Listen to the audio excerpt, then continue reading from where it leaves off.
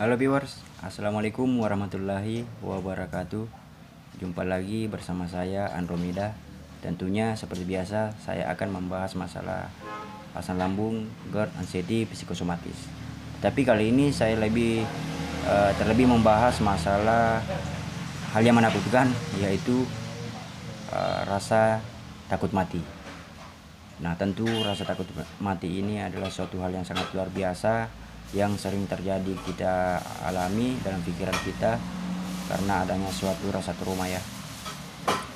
Nah, begini saya mau mengatakan bahwa mungkin dari kalian semua sudah pernah mengalami namanya panic attack, yang dimana kondisi kita ketika sewaktu kita terkena panic attack ini, tentu kita mengalami suatu hal yang sangat luar biasa, yang dimana sensasinya memang betul-betul membuat kita terasa ingin mati ya. Nah, kondisi kita itu dalam kondisi lemas, sesak napas, dada berdebar, dada panas, lemasnya minta ampun. Semakin kita bernafas, rasanya semakin sulit. Semakin kita bernafas, rasanya kosong, nggak ada nafas sama sekali yang masuk. Semakin kita berusaha, semakin kita nggak bisa untuk bernafas. Jadi rasanya itu seperti bernafas dalam air ya. Nafas kita terasa kosong. Jadi sewaktu itu kita panic attack, kita merasa perasaan kita betul-betul sudah mau mati, nggak ada daya sama sekali. Kita sudah takut akan meninggalkan semua orang-orang yang kita sayangi. Nah, tentu hal tersebut, gejala panic attack itu, sensasi yang kita alami ketika panic attack, tentu membuat kita trauma dengan hal tersebut, karena kita tidak pernah mengalami hal-hal yang seperti itu, hal-hal yang sangat luar biasa, sehingga rasa trauma itu melekat pada pikiran dan tubuh kita. Nah, itu adalah penyebab dari rasa takut mati yang berkelanjutan. Ketika kita telah mengalami panic attack, tentu sensasi panic attack itu membuat kita trauma, sehingga kita kedepannya menjalani hari-hari membuat kita terasa hidup kita tidak berdaya. Rasa takut mati itu sering muncul karena adanya rasa trauma tadi itu, karena memang sensasinya sangat luar biasa, seperti penyakit yang sangat mematikan. Karena kita sudah berpikir bahwa kita mengalami penyakit jantung, ya kan?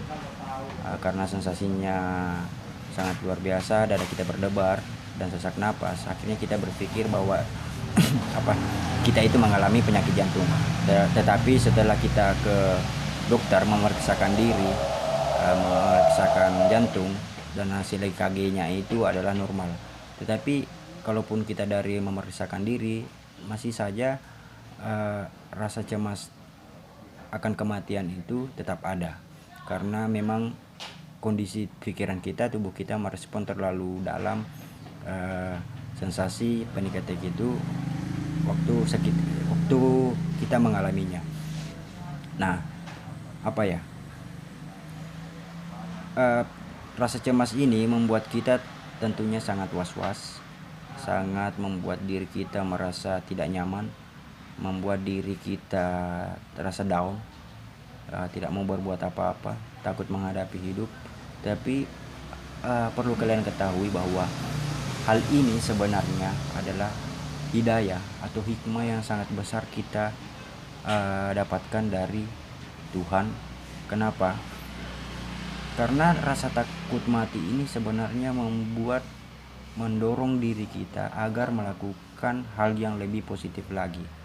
Ini bisa mendorong kita berbuat agar hidup kita lebih bermakna lagi, lebih baik lagi. Jadi seharusnya kalian itu berpikir bahwa ini semua adalah proses atau cobaan dari Tuhan agar kita lebih baik lagi dalam menjalani hidup. Karena perlu kalian ketahui, seperti seperti yang kalian ketahui kan, kematian itu dimanapun kapanpun kalau memang tiba, nggak ada yang bisa menolak, dan semuanya pasti akan mati dalam kondisi apapun, maupun sehat, sakit, senang, lagi makan, lagi minum. Pokoknya kalau memang kematian itu sudah tiba, setiap saat bisa saja terjadi. Jadi itulah hikmah yang harus kita ambil, bahwa hal ini hikmahnya adalah agar kita lebih baik lagi dalam menjalani hidup, dalam menjalani lagi kehidupan sehari-hari. Jadi ambillah hikmah dari semua ini, bahwa kita harus berusaha lebih baik lagi dari sebelumnya. Kita harus berusaha memperbaiki hidup. Nah, itulah tadi penyebab kenapa rasa cemas takut ini muncul, karena kita pernah mengalami sensasi panic attack. Jadi sehingga trauma itu melekat terus pada pikiran kita. Nah, tentu rasa takut mati ini memunculkan berbagai macam pikiran. Seperti ini. Aduh, saya takut mati. Ibu saya, bapak saya bagaimana? Anak saya bagaimana? Istri dan suami saya bagaimana kalau saya mati? Saya belum siap mati karena bekal saya belum cukup. Nah, pasti itu akan muncul pada diri kalian semua, pikiran kalian semua ketika rasa takut mati itu muncul. Kalian akan memikirkan hal-hal apa saja yang ada di sekitar kalian, baik itu keluarga, teman, dan sebagainya, dan bekal yang akan dibawa ketika mati nanti. Jadi pasti kalian mengalami hal seperti itu. Nah, di sini saya mau mengatakan bahwa ketika kalian mengalami rasa takut mati itu, akhirnya kalian memikirkan hal-hal yang tadi, sebaiknya itu kalian merubah mindset lah. Nah, kalian itu harus merubah arah pikiran kalian, bahwa ketika kalian takut mati memikirkan orang tua, cobalah lebih berbalik, melakukan hal-hal yang positif untuk orang tua. Misalkan kalian lebih banyak waktu untuk orang tua, lebih melakukan hal-hal positif bersama orang tua, sehingga hal-hal yang kalian lakukan itu tadi bisa membendung perasaan takut mati dan memikirkan gimana kalau kalian mati, orang tua saya bagaimana. Jadi setidaknya ada suatu hal yang positif yang kalian lakukan untuk menutupi pikiran yang seperti itu tadi. Nah, begitu juga kalian bersama anak, istri atau suami, kalau memang hal itu muncul pada diri kalian, rasa takut mati, maka lakukanlah hal-hal yang bisa membuat pemikiran kalian itu lebih positif. Paling tidak kalian menghabiskan banyak waktu untuk keluarga, anak, istri, suami. Lakukanlah hal-hal yang terbaik bagi mereka semua.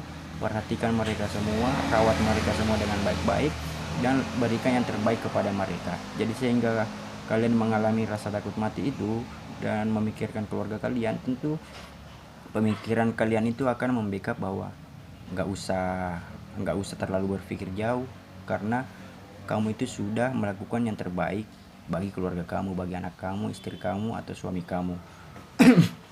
Nah, begitu juga ketika kalian mengalami rasa takut mati karena takut jantung, ya kan, karena sensasinya itu tadi, dada berdebar-debar dan sesak napas, kalian takut jalan, takut keluar rumah, takut mati di tengah jalan dan sebagainya karena takut jantung, ya kan. Jadi kalian itu lakukan hal yang bisa membackup ketakutan itu tadi. Misalkan kalian lebih rajin lagi berolahraga. Mungkin setiap pagi kalian bangun, setelah bangun keluarlah dari rumah untuk olahraga paling lama 30 menit.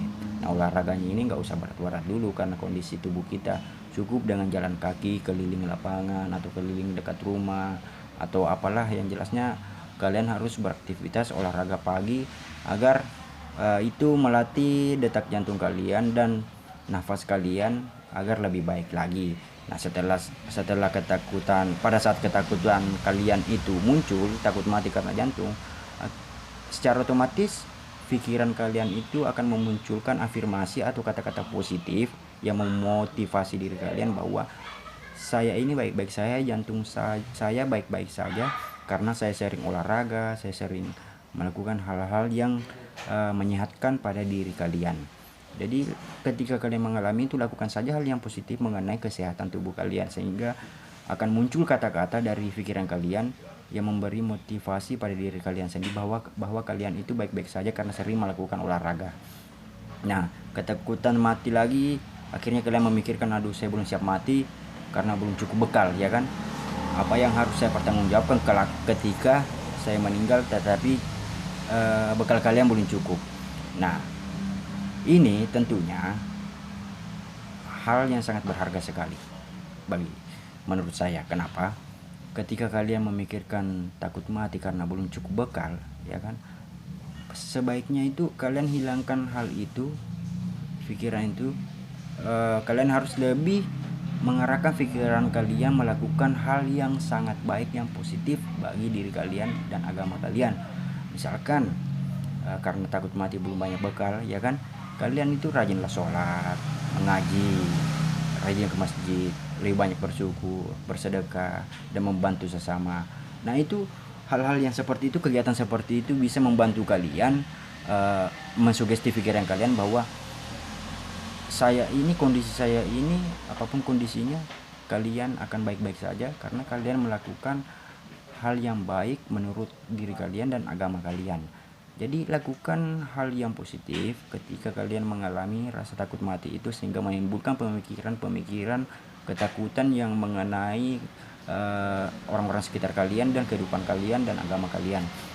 Jadi maksud saya, ketika kalian mengalami rasa cemas takut mati tadi itu, ketakutan itu kalian harus tutupi dengan dengan kegiatan positif, sehingga kegiatan positif itu bisa membantu pikiran kalian untuk mengafirmasi atau memberi diri kalian sendiri itu, memberikan motivasi pada pikiran kalian sendiri bahwa kamu ini baik-baik saja, kamu telah melakukan yang terbaik, kamu telah melakukan hal-hal yang positif, kamu telah melakukan sesuatu yang sangat membantu pada diri kamu, keluarga kamu, dan semuanya, sehingga rasa cemas takut mati itu akan hilang dengan sendirinya, berangsur membaik. Dan kalaupun kumat, tentu secara otomatis pikiran kamu akan merespon bahwa perasaan takut mati ini adalah suatu hal yang positif, karena kamu telah melakukan hal-hal yang membuat diri kamu lebih baik lagi. Jadi ini betul-betul hikmah, suatu hidayah yang sangat berharga bagi diri kita. Ingat ya, anggap itu suatu sangat yang berharga bagi diri kita, karena ini adalah bentuk teguran bagi kita dari Tuhan agar hidup kita itu lebih berguna lagi, lebih bermanfaat lagi untuk kedepannya bagi orang tua, bagi keluarga, bagi orang lain, dan bagi diri kita. Nah, maka dari itu, ketika rasa cemas ini menghantui, syukurilah ya, syukurilah, karena perlu kalian ketahui, dimanapun kita berada, semua yang bernyawa pasti akan mati, bagaimanapun kondisinya. Ingat itu. Jadi itulah tadi yang bisa saya sampaikan, penyebab kita merasa takut mati karena kita pernah mengalami trauma dengan sensasi panic attack, dan rasa takut mengatasi takut mati itu dengan melakukan hal-hal yang positif, sehingga akan muncul motivasi pada diri kita sendiri untuk menghilangkan rasa takut mati tersebut. Nah, saya rasa cukup sekian yang bisa saya sampaikan. Semoga apa yang saya sampaikan ini bisa bermanfaat bagi kalian semua dan bagi banyak orang. Dan kalau memang ada manfaatnya, jangan lupa dukung channel ini dengan cara menekan subscribe, like, dan share agar video ini lebih bermanfaat dan saya bisa upload video-video terbaru. Ya, di akhir kata saya ucapkan terima kasih banyak. Assalamualaikum warahmatullahi wabarakatuh. Salam sehat.